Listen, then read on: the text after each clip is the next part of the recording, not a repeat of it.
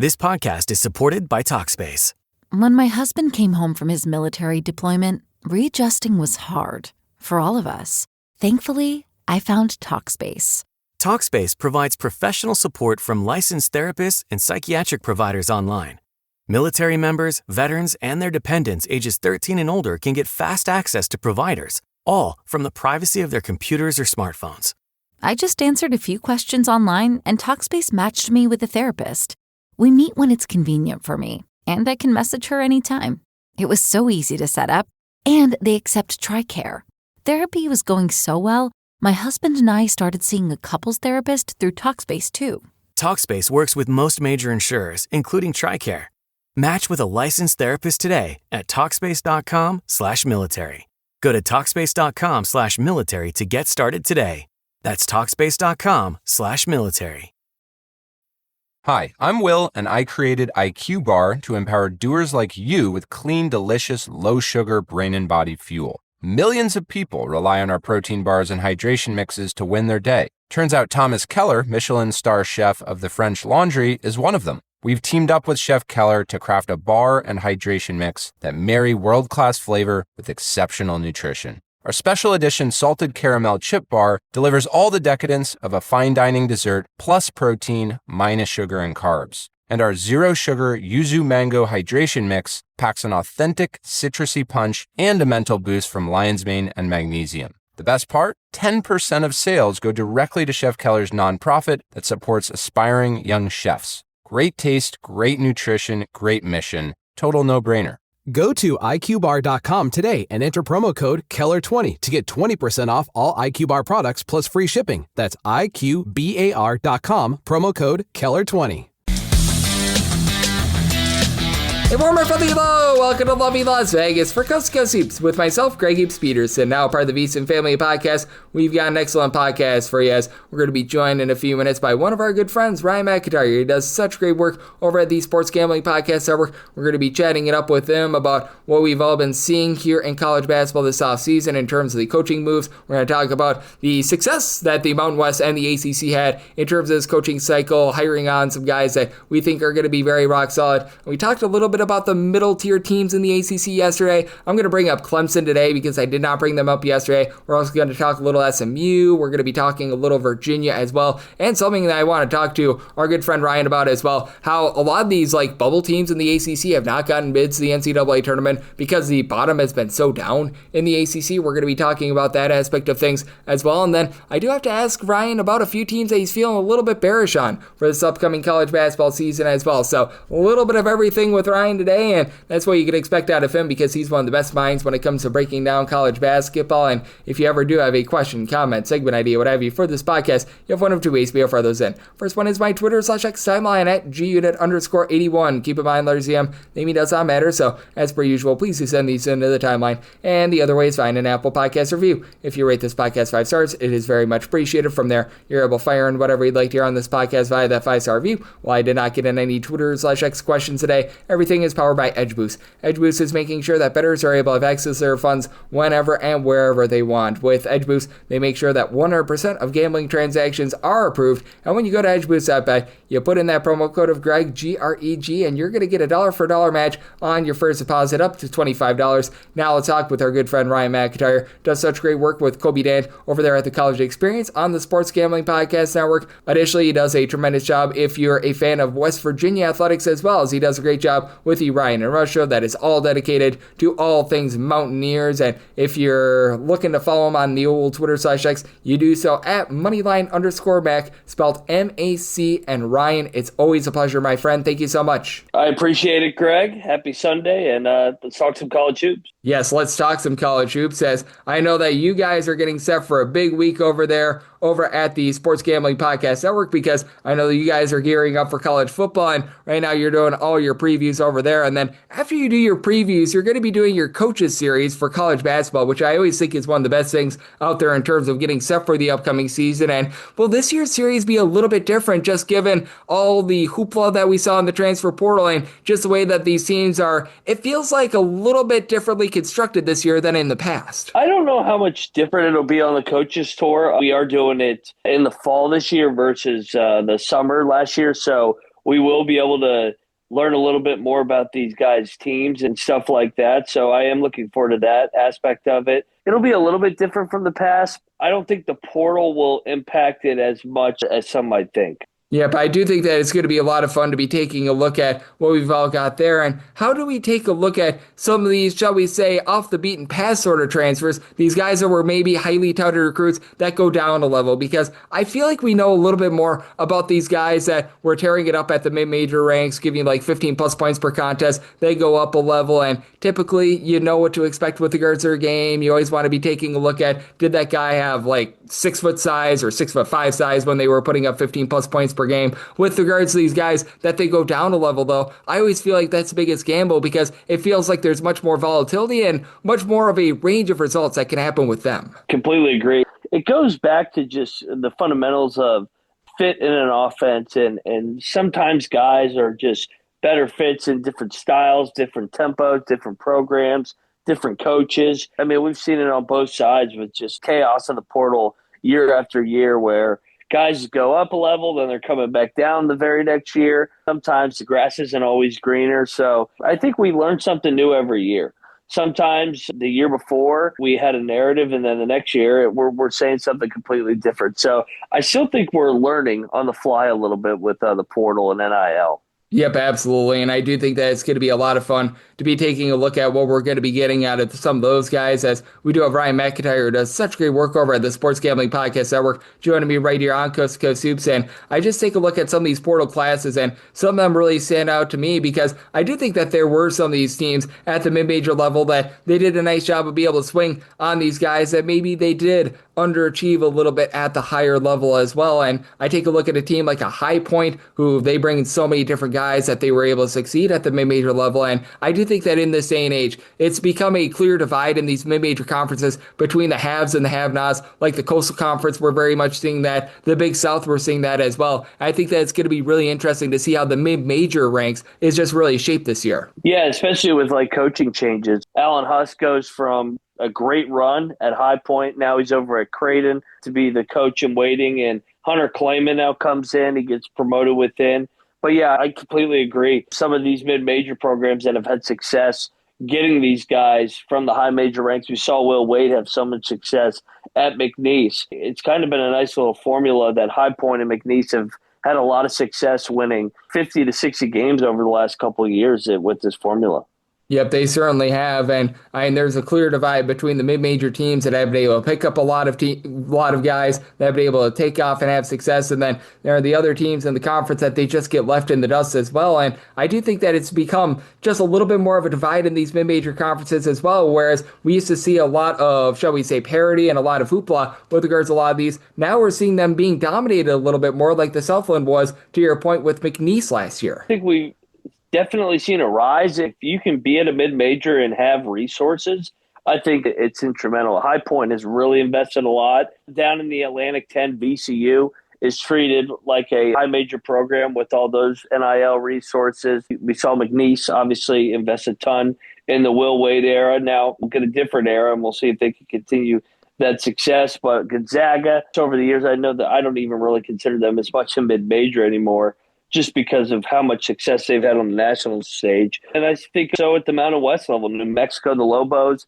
Utah State, as they transition over to the Pac-12, but they just have invested so many resources over the year. And Grand Canyon is another one with Coach Drew over there the last couple of years. If you could have some resources and get some of these higher talented transfer portal guys, I think you can flip that roster in the blink of an eye. Oh, absolutely. And I'm so glad that you brought up Grand Canyon, because I think that they're such an interesting team for this upcoming season. They brought in quite a few highly touted guys. Like they're going to be bringing in someone like a Jaden Henley to be able to help out that roster. I know that they brought in quite a few big men, including Nana Wusu-Anane as well. I think that that makes the Mountain West just such an interesting conference, because we're used to seeing the Mountain West getting like 4 bids in the NCAA tournament over the last few years. I don't think that they've got that sort of firepower, but I think that the, shall we say, upper middle of the conference, there might be like 4 or 5 teams that are hovering right around like that 50 to 70 mark this year. Yeah, and it's great to see Grand Canyon come over there for 1 year. I think the Mountain West is going to be really, really fun. Yeah, we had some coaching changes. We have Patino leaving the Lobos. We had Medved leaving Colorado State. Those were the top two teams last year in the conference. But, I mean, Utah State with Calhoun, Jared Calhoun does a great job. I think Leon Rice does a great job at Boise. And, of course, Dutcher and that culture at San Diego State year after year. They always do a good job. And I think Nevada with Steve Alford will be a bounce-back team. So the conference a little bit down compared to the 5-bid league out in West that we got to see a couple of years ago. Just a solid overall conference once again. Yep, I think so as well. And I do think that with regards to coaching changes from the Mountain West, they were one of the best conferences out there in terms of transitioning. We all know what Utah State has been able to do, and ironically enough, they're one of the teams that did not have a coaching change this offseason, so that's news to a lot of us. But I feel like they did a nice job of just being able to revamp. Even Ali Faroukmanesh staying within for Colorado State, Eric Olin going on over to New Mexico. I really like what UNLV was able to do as well, bringing in Josh Passer, which I think that there are a lot of Memphis fans that might be in denial, but Josh Passer, I felt like had actually more success than Penny Hardaway has these past few seasons as well. And I take a look at all those coaching hires, and I feel like the Mountain West this year made the best of a bad situation with losing so many coaches. I completely agree, and it's good to see Faroukmanesh going over to Colorado State. It's such a March Madness legend getting promoted within. And I was a big fan at UC San Diego last year with that team. I thought that they really had a fun brand of basketball, and I think Coach Olin's going to do a great job at New Mexico. They usually get their coaching hires right. You mentioned it, Jared Calhoun. Finally, a Utah State coach is not one and done, so let's see how good this program is with a little bit of continuity for a change. Yeah, absolutely. As joining me on the show, we do have one of our good friends in Ryan McIntyre, who does such great work over the Sports Gambling Podcast Network, joining me right here on Coast to Coast Hoops. And obviously, the Mountain West has gotten it right with so many coaching moves over the last few years. Let's talk about a conference that for a long time got it wrong with their coaching changes, but perhaps have taken a step in the right direction. We're going to talk with our good friend Ryan next about the ACC, the coaching changes that they've made, some of those mid-tier teams in the conference, and also dive in on a team or two that he's bearish on for the upcoming season. That's on the flip side right here on Coast to Coast Hoops with myself, Greg Peterson, now a part of the Decent Family Podcast.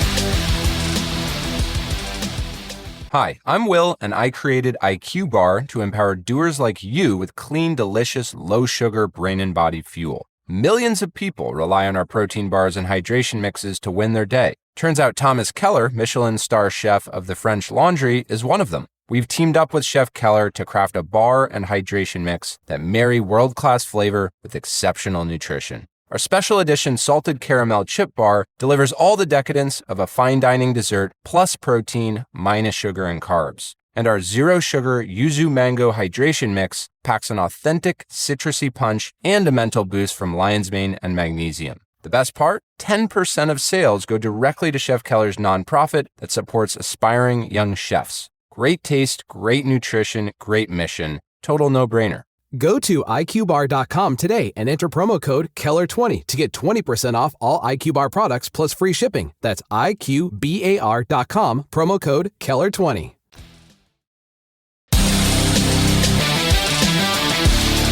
And we're back here in lovely Las Vegas for Coast to Coast Hoops with myself, Greg Peterson, now part of the VSiN Family Podcast. Always a pleasure to be joined by our good friend Ryan McIntyre. He does such great work over at the Sports Gambling Podcast Network. For those that love West Virginia athletics, he does a great job with the Ryan and Rush Show as well. You're able to catch him on the old Twitter/X at Moneyline_Max, spelled MAC. And Ryan, we were talking about the Mountain West, all the good coaching changes that they've made. How about if we talk about a conference that for the longest time has gotten it wrong with regards to coaching changes, though, and that'd be the ACC. And that's why they have went down the rankings with regards to, I guess you call it your conference power rankings. That would be the ACC, but I felt like they did a much better job this offseason with being able to bring in, obviously, Will Wade over at NC State. I know that we were just talking about him before, and the job that he was able to do at McNeese, that's rock solid. Ryan Odom going on over to Virginia. I think that Virginia can right away be a top 4, top 5 team in the conference. That's big. Even going back to last year, Louisville, them being able to take off was massive, and I do think that the ACC, after it was just so rough for them, they're finally seemingly getting on track and seemingly figuring it out with regards to these coaching changes. I completely agree. And I think Louisville really laid out the path. If you invest in your program, you get your coaching hire right. Yeah, they did have a beautiful schedule that kind of set them up for some success, but they still went 27-8 in year number 1 after the disastrous Kenny Payne era. So I think Pat Kelsey really did a good job. They have invested a ton in the portal once again, and they should be a top 15 team. I think you're going to see the exact same thing with North Carolina State with Will Wade. He's won wherever he's gone.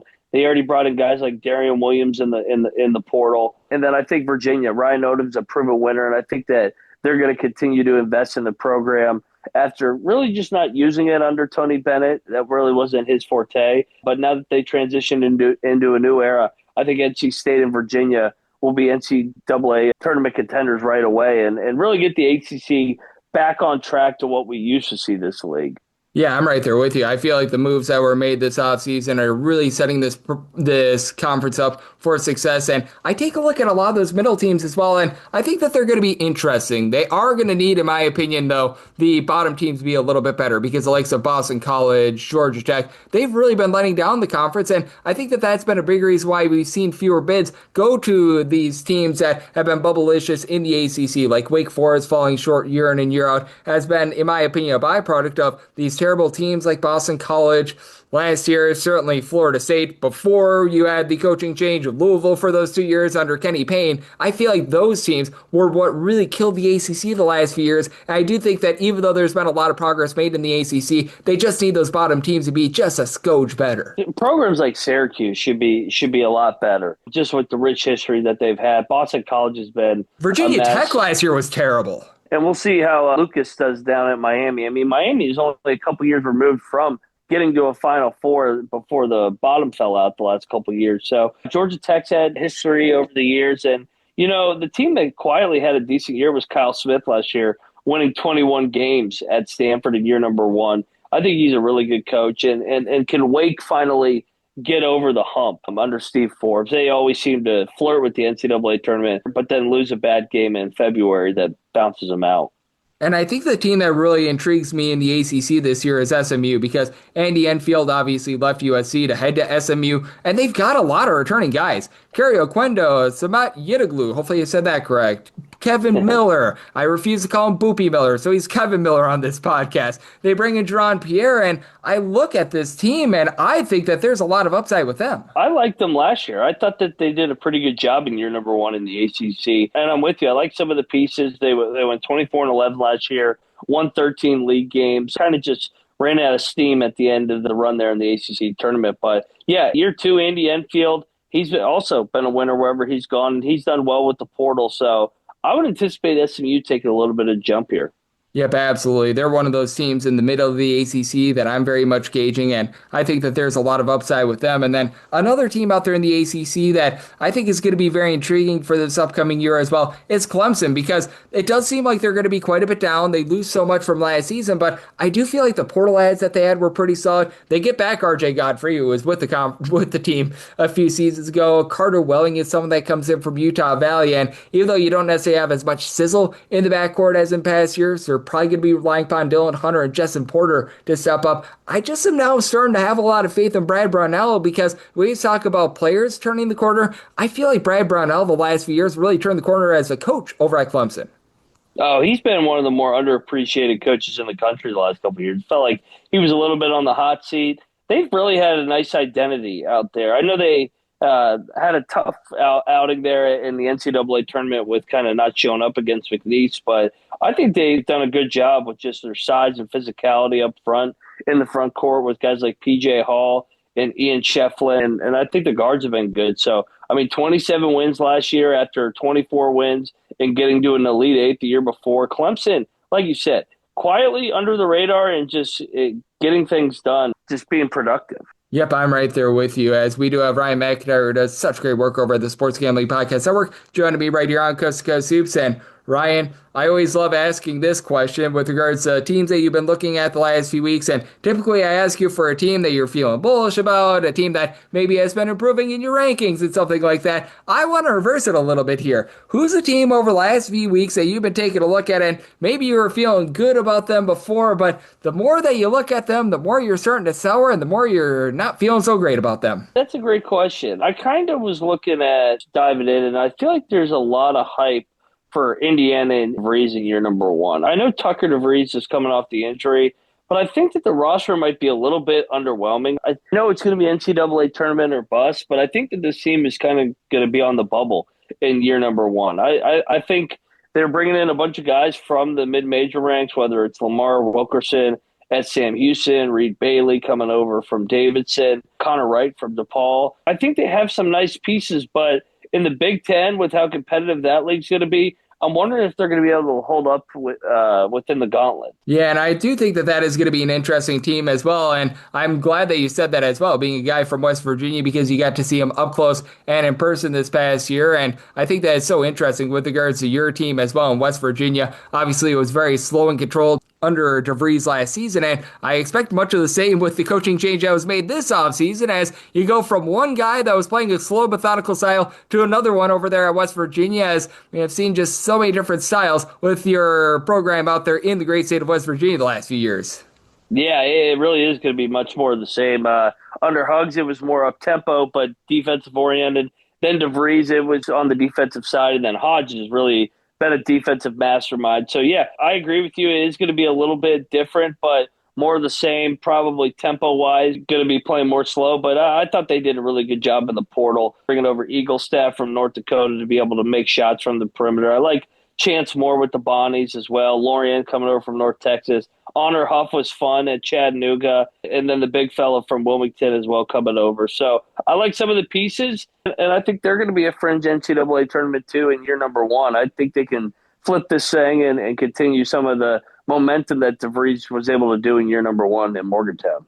Yep, I'm right there with you, and I think that they're going to be an interesting team out there in the Big 12. There's a lot of intrigue coming into this college basketball season, and Ryan, I know you're doing a great job of preparing for it all. You and Kobe Dant do such a great job over there at the Sports Gambling Podcast Network, and I know you're hard at work on the college football side of things as well. So let the good people at home know what's all on tap for you and how people can follow along on social media and other platforms. I appreciate it, Craig. Yes, go follow us over at the College Experience year-round, talking college hoops, college football. We're going to be gearing up here to start diving into some of these conferences here on the hardwood side of things. So always appreciate it, Greg. Have a great week. Always a pleasure to have Ryan aboard. He's such a wealth of knowledge when it comes to this great game of college basketball. Whenever he joins me, lends such amazing insight. So a big thanks to Ryan for joining me on Coast to Coast Hoops, now part of the VSiN family of podcasts. And if you do like what you're hearing from this fine podcast, Coast to Coast Hoops, you're able to subscribe wherever you get your podcasts, Apple Podcasts, Google Play, Spotify, Stitcher, and TuneIn. If you have a question, comment, segment idea, what have you for this podcast, you have one of two ways to be able to fire those in. First one is my Twitter/X timeline at gunit_81. Keep in mind, letters EM, they mean does not matter, so as per usual, please do send these into the timeline. And the other way is find an Apple Podcast review. If you rate this podcast 5 stars, it is very much appreciated. From there, you're able to fire in whatever you'd like to hear on this podcast via that 5-star review. And I'm with you guys every single day on this podcast, both the regular season and the off season. We've already done quite a few conference preview podcasts. You're going to be getting more and more of those in the coming days and coming weeks, so be on the lookout there and be on the lookout for another fresh podcast tomorrow. Thank you so much.